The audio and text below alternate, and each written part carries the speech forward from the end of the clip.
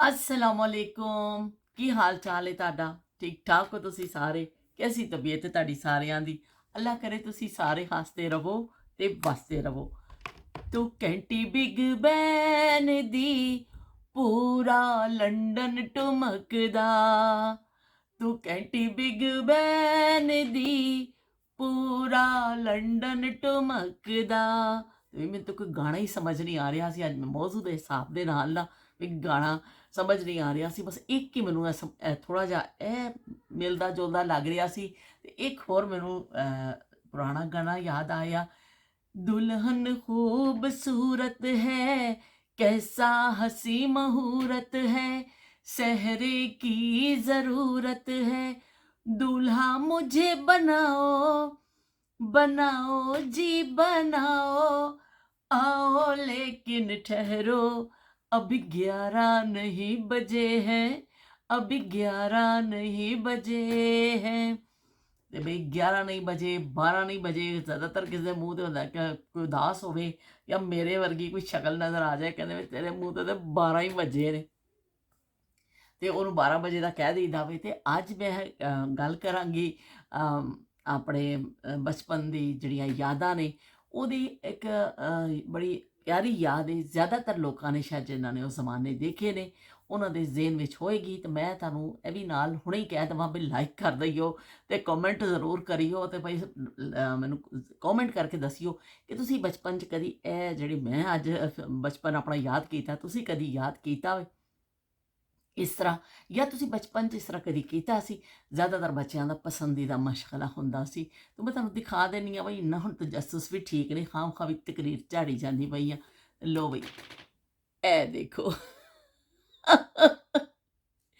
ਇਹ ਬਣਾਈਏ ਘੜੀ ਬਚਪਨ ਬਣੀ ਭੈੜੀ ਬਣੀ ਹੈ ਮੇਰੇ ਕੋਲ ਕਲਮ ਹੀ ਨਹੀਂ ਫੜਿਆ ਜਾਂਦਾ ਪਿਆ ਸੀ ਉਹ ਪੈਨ ਨਾਲ ਬੜੀ ਮੁਸ਼ਕਲ ਦੇ ਨਾਲ ਹੈ ਜਿਹੜਾ ਪੈਨ ਹੈ ਨਾ ਇਹਦੇ ਨਾਲ ਬੈਠ ਕੇ ਮੈਂ ਬਣਾਈਏ ਪਰ ਉਹ ਐਸਾ ਹੱਥ ਹੀ ਨਹੀਂ ਪੈਂਦਾ ਸੀ ਮੇਰੇ ਕੋਲ ਫੜੇ ਨਹੀਂ ਜਾਂ ਕਲਮ ਫੜਨ ਦੀ ਹੁਣ ਆਦਤ ਨਹੀਂ ਪਰ ਇਹ ਜਦੋਂ ਬਚਪਨ 'ਚ ਛੋਟੇ ਹੁੰਦੇ ਸਾਂ ਅਸੀਂ ਤੇ ਸਾਨੂੰ ਕੋ ਘੜੀ ਤੇ ਉਦੋਂ ਉਸ ਜ਼ਮਾਨੇ 'ਚ ਹੁੰਦੀ ਨਹੀਂ ਸੀ ਤੇ ਇਸ ਤਰ੍ਹਾਂ ਬਸ ਘੜੀ ਬਣਾ ਕੇ ਨਾ ਤੇ ਅਸੀਂ ਗੇਮ ਖੇਲਦੇ ਹੁੰਦੇ ਸਾਂ ਉਹਦੇ ਵਿੱਚ ਫਿਰ ਇੱਕ ਦੂਸਰੇ ਨੂੰ ਟਾਈਮ ਪੁੱਛ ਕੇ ਦੱਸਦੇ ਹੁੰਦੇ ਸਾਂ ਵੀ ਕੀ ਟਾਈਮ ਹੋਇਆ ਵੇ ਸਹੇਲੀਆਂ ਇੱਕ ਦੂਸਰੇ ਨੂੰ ਪੁੱਛਦੀਆਂ ਸਾਂ ਵੀ ਇਤਨੇ ਵਜ ਕੇ ਇਤਨੇ ਮਿੰਟ ਹੋਏ ਹੈ ਤੇ ਬੜਾ ਸ਼ੌਕ ਹੁੰਦਾ ਸੀ ਘੜੀ ਪਾਉਣ ਦਾ ਪਰ ਘੜੀ ਦਸਤਿਆਬ ਨਹੀਂ ਹੁੰਦੀ ਸੀ ਉਦੋਂ ਇੰਨੇ ਵਸਾਇਲ ਨਹੀਂ ਸਨ ਕਿ ਬੱਚੇ ਘੜੀਆਂ ਪਾਉਣ ਅੱਜ ਕੱਲ੍ਹ ਤੇ ਬਹੁਤ ਜ਼ਿਆਦਾ ਆ ਗਈਆਂ ਨੇ ਕਿ ਛੋਟੀਆਂ ਸਸਤੀਆਂ ਬੇਸ਼ੁਮਾਰ ਕਿਸਮ ਦੀ ਵਾਚਿਸ ਆ ਗਈਆਂ ਨੇ ਤੇ ਉਹ ਮੁxtਲਿਫ ਡਿਜੀਟਲ ਵਾਚ ਔਰ ਇਹ ਵਾਲੀ ਔਰ ਉਹ ਤੇ ਬਈ ਇੰਨਾ ਜ਼ਿਆਦਾ ਕਿ ਕਹਿੰਦੇ ਨੇ ਹੁਣ ਤੇ ਚੀਜ਼ਾਂ ਆ ਗਈਆਂ ਉਹ ਜ਼ਮਾਨੇ ਵਿੱਚ ਇਸ ਤਰ੍ਹਾਂ ਨਹੀਂ ਸੀ ਬੱਚਿਆਂ ਨੂੰ ਤੇ ਨਹੀਂ ਬੜੀਆਂ ਕਿਸੇ ਕੋਲ ਹੁੰਦੀ ਸੀ ਘੜੀ ਤੇ ਉਹ ਫਿਰ ਉਹਨਾਂ ਨੇ ਬਾਂਹ ਤੇ ਬੰਨ੍ਹ ਲੈਣੀ ਸਾਡੇ ਘਰ 'ਚ ਪੂਰੇ ਘਰ 'ਚ ਅੱਬੂ ਦੇ ਕੋਲ ਘੜੀ ਸੀ ਉਹ ਪਟਾ ਹੁੰਦਾ ਸੀ ਕਾਲੇ ਰੰਗ ਦਾ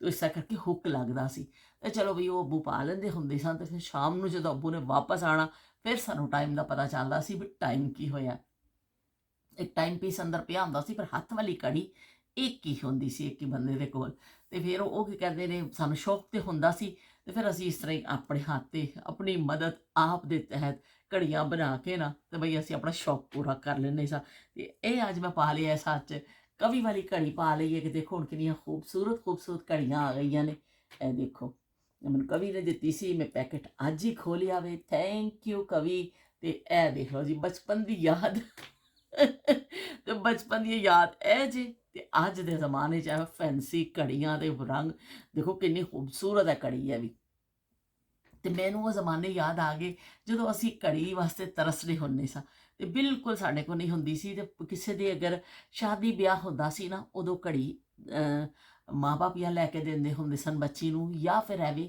ਕਿ ਉਹਦੇ ਸਸੁਰਾਲ ਤੋਂ ਵਰੀ ਵਿੱਚ ਆ ਜਾਂਦੀ ਹੁੰਦੀ ਸੀ ਘੜੀ ਤੇ ਘੜੀ ਬੜੀ ਅਹਿਮ ਚੀਜ਼ ਹੁੰਦੀ ਸੀ ਮਾਮੂਲੀ ਨਹੀਂ ਲੈਣਾ ਭਾਈ ਇਹ ਬਹੁਤ ਅਹਿਮ ਆਈਟਮ ਹੁੰਦਾ ਸੀ ਲੇਕਿਨ ਬੱਚਿਆਂ ਦੇ ਕੋਲ ਦਸਤਿਆਬ ਨਹੀਂ ਸੀ ਅੱਜ ਕੱਲ੍ਹ ਦੇ ਬੱਚੇ ਬੜੇ ਬਈ ਖੁਸ਼ਕਿਸਮਤ ਨੇ ਕਿ ਉਹਨਾਂ ਦੇ ਕੋਲ ਘੜੀ ਵੀ ਹੈਗੀ ਹੈ ਤੇ ਜਾਂ ਫਿਰ ਹਰ ਘਰ 'ਚ ਇੱਕ ਹੁੰਦਾ ਸੀ ਉਹ ਅਸਾਂ ਗੋਲ ਜਿਹਾ ਇੱਕ ਵੱਜਣ ਵਾਲਾ ਕੀ ਕਹਿੰਦੇ ਟਾਈਮ ਪੀਸ ਉਹ ਵੱਜਦਾ ਸੀ ਜਦੋਂ ਉਹਨੂੰ ਸਵੇਰੇ ਲਾ ਕੇ ਰੱਖ ਦਿੰਦਾ ਸੀ ਅਲਾਰਮ ਇੰਨੀ ਜ਼ੋਰ ਦੀ ਵੱਜਦਾ ਸੀ ਨਾ ਟਡਾ ਟਡਾ ਟਡਾ ਬਈ ਕੰਨਾਂ ਦੇ ਕੀੜੇ ਕੱਢ ਦਿੰਦਾ ਸੀ ਉਹ ਅਕਸਰ ਘਰਾਂ 'ਚ ਸਟੈਂਡ ਬਣਿਆ ਹੁੰਦਾ ਸੀ ਉਹਦਾ ਨੀਚੇ ਇੱਕ ਲੋਹੇ ਦਾ ਔਰ ਉਹਨੂੰ ਫਿਰ ਕਮਰੇ 'ਚ ਰੱਖ ਦਿੱਤਾ ਜਾਂਦਾ ਸੀ ਤੇ ਉਹ ਫਿਰ ਜ਼ਿਆਦਾਤਰ ਸਰਗੀ ਵੇਲੇ ਕੰਮ ਆਉਂਦਾ ਸੀ ਸਰਗੀਆਂ ਨੂੰ ਜਗਾਉਣ ਦੇ ਜਾਂ ਜ਼ਿਆਦਾ ਸੁਬਾਹ। ਲੇਕਿਨ ਜਿਹੜੇ ਲੋਕ ਸੁਬਾਹ ਉੱਠਣ ਦੇ ਆਦੀ ਸਨ ਉਹਨਾਂ ਦੀ ਵੈਸੇ ਹੀ ਅੱਖ ਖੁੱਲ੍ਹ ਜਾਂਦੀ ਸੀ, ਲੇਕਿਨ ਇਹਤਿਆਤਨ ਲਾ ਲਿਆ ਜਾਂਦਾ ਸੀ। ਲੇਕਿਨ ਜ਼ਿਆਦਾਤਰ ਉਹਦਾ ਇਸਤੇਮਾਲ ਸਾਡੇ ਘਰ 'ਚ ਜਿਹੜਾ ਹੁੰਦਾ ਸੀ ਉਹ ਰੋਜ਼ਿਆਂ ਵਿੱਚ ਉਹਦਾ ਇਸਤੇਮਾਲ ਹੁੰਦਾ ਸੀ ਕਿ ਰੋਜ਼ੇ ਆ ਗਏ ਨੇ, ਸਰਗੀ ਵੇਲੇ ਉੱਠਣਾ ਵੇ, ਤੇ ਅੱਬੂ ਲਾ ਕੇ ਫਿਰ ਅਲਾਰਮ ਇਸ ਤਰ੍ਹਾਂ ਮੰਜੀ ਦੇ ਨਾਲ ਰੱਖ ਲੈਂਦੇ ਹੁੰਦੇ ਸਨ। ਉਹ ਜੋ ਵੱਜਦਾ ਸੀ, ਓਏ ਹੋਏ, ਕਦੀ ਇੱਧਰ ਕਰਵਟ ਲੈਣੀ, ਕਦੀ ਇੱਧਰ, ਬਈ ਉਹਨੇ ਕਹਿਣਾ ਉੱਠੋਗੇ ਤਾਂ ਬੰਦ ਹੋਵਾਂਗਾ, ਮੈਂ ਬੰਦ ਨਹੀਂ ਹੋਣਾ। ਅੱਖਾਂ ਮਲਦੇ ਮਲਦੇ ਅਸੀਂ ਉੱਠਣਾ, ਤੇ ਅੱਬੂ ਨੇ ਕਹਿਣਾ ਕਿ ਜਾਓ ਬਈ ਫੁੱਫੋ ਨੂੰ ਉਠਾ ਕੇ ਆਓ, ਫੁੱਫੋ ਦੇ ਘਰ ਜਾ ਕੇ ਉਠਾ ਕੇ ਆਓ, ਟਾਈਮ ਹੋ ਗਿਆ। ਤੇ ਫਿਰ ਅਸੀਂ ਇੰਨੀ ਰਾਤ ਦਾ ਟਾਈਮ ਹੁੰਦਾ ਸੀ ਸਰਗੀ ਵੇਲੇ, ਪਰ ਐਵੇਂ ਕਿ ਉਸ ਵੇਲੇ ਕੋਈ ਡਰ ਹੀ ਨਹੀਂ ਹੁੰਦਾ ਸੀ। ਤੇ ਅਸੀਂ ਜਾ ਕੇ 3 ਘਰ ਛੱਡ ਕੇ, ਸਾਡੇ ਤੋਂ 3 ਘਰ ਛੱਡ ਕੇ ਫੁੱਫੋ ਦਾ ਘਰ ਸੀ, ਤੇ ਦੌੜ ਕੇ ਜਾਣਾ, ਦਰਵਾਜ਼ਾ ਖੋਲ੍ਹ ਕੇ। ਨਾ ਕੋਈ ਚੋਰਾਂ ਦਾ ਖੌਫ ਹੁੰਦਾ ਸੀ, ਨਾ ਕੋਈ ਹਮਲਾਵਰਾਂ ਦਾ ਖੌਫ ਹੁੰਦਾ ਸੀ। ਜਾ ਕੇ ਫੁੱਫੋ ਦਾ ਜ਼ੋਰ ਦੀ ਦਰਵਾਜ਼ਾ ਖੜਕਾਉਣਾ, ਬਾਹਰ ਕੁੰਡਾ ਹੁੰਦਾ ਸੀ, ਤੇ ਉਹਨਾਂ ਨੂੰ ਉਠਾ ਕੇ ਔਰ ਅਸੀਂ ਸਪੀਡ ਦੇ ਨਾਲ, ਸਪੀਡ ਵਾਪਸ। ਤੇ ਉਹ ਫਿਰ ਜਿਹੜਾ ਵਾਲ ਕਲਾਕ ਨਹੀਂ ਹੈ, ਜਿਹੜਾ ਟਾਈਮ ਪੀਸ ਹੁੰਦਾ ਸੀ, ਉਹ ਇਸ ਤਰ੍ਹਾਂ ਕੰਮ ਆਉਂਦਾ ਸੀ, ਜਿਹੜਾ ਬਚਪਨ ਦੀ ਯਾਦਾਂ ਦੇ ਹਵਾਲੇ ਨਾਲ ਜਿਹੜੀ ਯਾਦ ਹੈ। ਫਿਰ ਅੱਗੇ ਜਾ ਕੇ ਫਿਰ ਇੱਕ ਆ ਗਿਆ ਸਾਡੇ ਘਰ ਵਿੱਚ ਦੀਵਾਰ 'ਤੇ ਲੱਗਣ ਵਾਲਾ ਵਾਲ, ਜਿਹੜੀ ਘੜੀ ਹੁੰਦੀ ਉਹ ਆ ਗਈ। ਇਸ ਤਰ੍ਹਾਂ ਤਰੱਕੀ ਹੁੰਦੀ ਗਈ। ਲੇਕਿਨ ਉਹ ਪਹਿਲੇ ਜ਼ਮਾਨਿਆਂ 'ਚ ਤਾਰੇ ਲੋਕ ਦੇਖ ਕੇ, ਮੈਂ ਆਪਣੀ ਅੰਮਾ ਜੀ ਕੋ ਪੁੱਛਦੀ ਹੁੰਦੀ ਸੀ, ਆਪਣੀ ਸੱਸ ਕੋਲੋਂ, ਕਹਿੰਦੇ ਸੀ ਅਸੀਂ ਰਾਤ ਦੇ 2 ਵਜੇ ਉੱਠਣੇ ਸਾਂ, ਫਿਰ ਉੱਠ ਕੇ ਧਾਰਾਂ ਚੋਣੀਆਂ, ਫਿਰ ਅਸੀਂ ਕੀ ਕਹਿੰਦੇ ਨੇ ਮੱਝਾਂ ਨੂੰ ਸਾਂਭਣਾ ਕਰਨਾ, ਉਹਨਾਂ ਦਾ ਗੋਹਾ ਸਾਂਭਣਾ ਕਰਨਾ। ਫਜਰ ਤੋਂ ਪਹਿਲੋਂ ਅਸੀਂ ਇਹ ਕੰਮ ਮੁਕਾਉਣਾ ਹੁੰਦਾ ਸੀ ਕਿ ਦੁੱਧ ਸ਼ੁੱਧ ਚੋ ਕੇ ਸਾਰਾ ਕਰਕੇ, ਮੱਝਾਂ ਦੀ ਸਫਾਈ ਸਫੂਈ ਕਰਕੇ, ਤੇ ਫਿਰ ਅਸੀਂ ਫਾਰਗ ਹੁੰਦੇ ਸਾਂ। ਤੇ ਮੈਂ ਕਹਿੰਦਾ ਅੰਮਾ ਜੀ ਤੁਸੀਂ ਰਾਤ ਤੁਹਾਡੇ ਕੋਲ ਘੜੀ ਨਹੀਂ ਹੁੰਦੀ ਸੀ, ਤੁਹਾਨੂੰ ਕਿਸ ਤਰ੍ਹਾਂ ਪਤਾ ਚੱਲਦਾ ਸੀ ਕਿ ਸਾਡੇ ਉੱਠਣ ਦਾ ਟਾਈਮ ਹੋ ਗਿਆ ਵੇ? ਤੇ ਅੰਮਾ ਜੀ ਨੇ ਦੱਸਣਾ ਕਿ ਵੀ ਅਸੀਂ ਲੇਟ ਕੇ ਵਿਹੜੇ ਦੇ ਵਿੱਚ ਉੱਤੇ ਅਸਮਾਨ ਦੇਖਣੇ ਸਾਂ, ਤੇ ਤਾਰੇ ਨਜ਼ਰ ਆਉਂਦੇ ਸਨ। ਤਾਰਾ, ਉਹ ਇੱਕ ਮੈਨੂੰ ਉਹਨਾਂ ਨੇ ਤਾਰਾ ਦਿਖਾਇਆ ਕਿ ਇਹ ਜਿਹੜਾ ਤਾਰਾ ਹੈ ਨਾ, ਇਹ ਜਦੋਂ ਇੱਥੇ ਆ ਜਾਂਦਾ ਹੈ ਨਾ, ਅਸੀਂ ਸਮਝ ਜਾਂਦੇ ਸਾਂ ਵੀ ਰਾਤ ਦੇ 2 ਵੱਜ ਗਏ ਨੇ, ਤੇ ਉਹ ਸਾਡੇ ਉੱਠਣ ਦਾ ਟਾਈਮ ਹੋ ਗਿਆ ਵੇ। ਅੱਖ ਖੋਲ੍ਹ ਕੇ ਦੇਖਣੀ ਤਾਰਾ ਕਿੱਥੇ ਕੁ ਪਹੁੰਚਿਆ ਵੇ, ਤੇ ਫਿਰ ਅਸੀਂ ਉੱਠ ਜਾਣਾ। ਉਹ ਜ਼ਮਾਨਾ ਅਸੀਂ ਨਹੀਂ ਦੇਖਿਆ, ਅਸੀਂ ਆਪਣੇ ਬੜੇ ਬਜ਼ੁਰਗਾਂ ਕੋਲ ਸੁਣਿਆ ਕਿ ਜਿਸ ਤਾਰੇ ਦੇਖ ਕੇ ਲੋਕ ਟਾਈਮ ਕਰਦੇ ਸਨ। ਫਿਰ ਆਹਿਸਤਾ ਇਹ ਸਾਰੇ ਘੜੀ ਆ ਗਈ, ਉਹ ਵੀ ਘਰ 'ਚ ਕਿਸੇ ਇੱਕ ਫਰਦ ਕੋਲ ਹੁੰਦੀ ਸੀ। ਤੇ ਉਸ ਤੋਂ ਬਾਅਦ ਫਿਰ ਅੱਗੇ ਵਾਲੀ ਆ ਗਈ, ਫਿਰ ਪੂਰਾ ਘਰ ਦੇਖ ਲੈਂਦਾ ਸੀ, ਚਲੋ ਵੀ ਘਰ 'ਚ ਲਿਆ ਕੇ ਟੰਗ ਲਵੋ, ਸਾਰਿਆਂ ਨੇ ਆਉਂਦੇ ਜਾਂਦੇ ਦੇਖਣਾ ਟਾਈਮ। ਉਸ ਤੋਂ ਬਾਅਦ ਹੁਣ ਤੇ ਹਰ ਬੰਦੇ ਦੇ ਕੋਲ ਘੜੀ ਹੈ ਬਈ। ਫਿਰ ਤਾਂ ਐਸਾ ਦੌਰ ਆ ਗਿਆ, ਮਰਦ ਕੀ ਤੇ ਔਰਤ ਕੀ ਤੇ ਬੱਚਾ ਕੀ ਤੇ ਜਵਾਨ ਕੀ, ਸਭ ਦੇ ਕੋਲ ਘੜੀਆਂ ਆ ਗਈਆਂ। ਲੇਕਿਨ ਉਹ ਹੁਣ ਸਿਰਫ ਉਹ ਲੋਕ ਪਾਉਂਦੇ ਨੇ ਘੜੀ ਜਿਹੜੇ ਸ਼ੌਕੀਨ ਨੇ ਘੜੀਆਂ ਦੇ, ਜਿਹਨਾਂ ਨੂੰ ਘੜੀਆਂ ਚੰਗੀ ਲੱਗਦੀ ਹੈ ਬਈ, ਮੇਰੇ ਵਰਗੇ, ਤੇ ਉਹਨਾਂ ਨੂੰ ਫਿਰ ਉਹ ਪਾ ਲੈਂਦੇ ਨੇ। ਪਰ ਇਹ ਵੇ ਕਿ ਜ਼ਿਆਦਾਤਰ ਤੇ ਹੁਣ ਮੋਬਾਈਲ ਵਿੱਚ ਆ ਗਏ ਨੇ ਟਾਈਮ, ਤੇ ਹੁਣ ਉਹ ਘੜੀ ਤੋਂ ਵੀ ਫੁਰਸਤ ਹੋ ਗਈ ਹੈ ਕਿ ਬਈ ਚਲੋ ਵੀ ਉਹਦੇ 'ਤੇ ਟਾਈਮ, ਮੋਬਾਈਲ ਖੋਲ੍ਹੋ ਤੇ ਟਾਈਮ ਦੇਖ ਲਓ, ਬੜਾ ਹੀ ਸੌਖਾ ਹੋ ਗਿਆ ਕੰਮ। ਇਸ ਮੋਬਾਈਲ ਦੇ ਵਿੱਚ ਦੁਨੀਆ ਸਮਾ ਗਈ।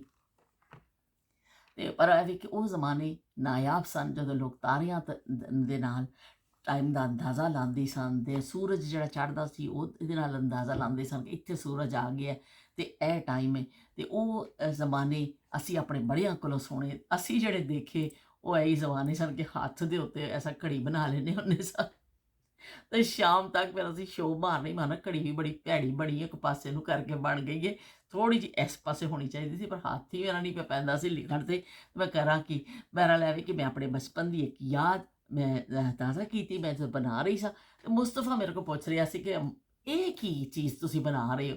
मैं क्या भई ये जब हम छोटे होते थे, फिर मैंने दसिया कि जब हम छोटे होते थे तो हम ऐसे ही घड़ी पहनते थे, तो हमारे ये था। तो बड़ा हैरान होया। ਉਹਨਾਂ ਬੱਚਿਆਂ ਵਾਸਤੇ ਤੇ ਅੱਜਕੱਲ ਬਿਲਕੁਲ ਇੱਕ ਅਨਹੋਣੀ ਜੀ ਗੱਲ ਹੈ ਕਿ ਐਸਾ ਘੜੀ ਤੁਸੀਂ ਬਾਂਹ 'ਤੇ ਬਣਾ ਲਵੋ। ਤੇ ਇਸ ਤਰ੍ਹਾਂ ਕਦੀ ਅਸੀਂ ਫਿਰ ਪਾ ਲੈਂਦੇ ਹਾਂ। ਮੈਨੂੰ ਘੜੀ ਦਾ ਸ਼ੌਕ ਹੈ ਬਹੁਤ, ਅਰਸਾ ਮੈਂ ਪਾਈ ਮੁਸਤਕਿਲ। ਮੈਨੂੰ ਘੜੀ ਦਾ ਇੰਨਾ ਸ਼ੌਕ ਹੁੰਦਾ ਸੀ ਕਿ ਮੈਂ ਇੱਕ ਬਾਂਹ 'ਤੇ ਜ਼ਰੂਰ ਪਾਉਂਦੀ ਸਾਂ, ਲੇਕਿਨ ਹੁਣ ਕਾਫੀ ਅਰਸਾ ਹੋ ਗਿਆ ਵੇ, ਇਹ ਆਦਤ ਕਾਫੀ ਮੇਰੀ ਘੱਟ ਹੋ ਗਈ ਹੈ। ਪਰ ਹਾਲੇ ਵੀ ਮੈਂ ਉਹ ਇੱਕ ਮੇਰੇ ਕੋਲ ਘੜੀ ਪਈ ਹੈ ਅੱਜ, ਉਹ ਜ਼ਰਾ ਦੂਰ ਪਈ ਸੀ। ਦੂਰ ਤੋਂ ਮੁਰਾਦ ਹੈ ਕਿ ਜ਼ਰਾ ਐਸੀ ਜਗ੍ਹਾ ਸੰਭਾਲੀ ਹੋਈ ਸੀ ਕਿ ਮੈਨੂੰ ਕੱਢਣੀ ਜ਼ਰਾ ਮੁਸ਼ਕਿਲ ਸੀ। ਮੈਂ ਕਿਸੇ ਦਿਨ ਤੁਹਾਨੂੰ ਕੱਢ ਕੇ ਉਹ ਘੜੀ ਦਿਖਾਵਾਂਗੀ। ਉਸ ਘੜੀ ਦੇ ਨਾਲ ਵੀ ਮੇਰੀਆਂ ਬੜੀਆਂ ਯਾਦਾਂ ਵਾਬਸਤਾ ਨੇ, ਤੇ ਉਹ ਪਰ ਉਹ ਮੈਂ ਬੜੀ ਸਾਂਭ ਕੇ ਰੱਖੀ ਹੋਈ ਹੈ। ਬੜੀ ਕੀਮਤੀ ਘੜੀ ਹੈ, ਤੇ ਕੀਮਤੀ ਉਸ ਸੈਂਸ ਵਿੱਚ ਕਹਿ ਰਹੀ ਪੈਸਿਆਂ ਦੇ ਹਿਸਾਬ ਨਾਲ ਨਹੀਂ, ਯਾਦਾਂ ਦੇ ਹਿਸਾਬ ਦੇ ਨਾਲ।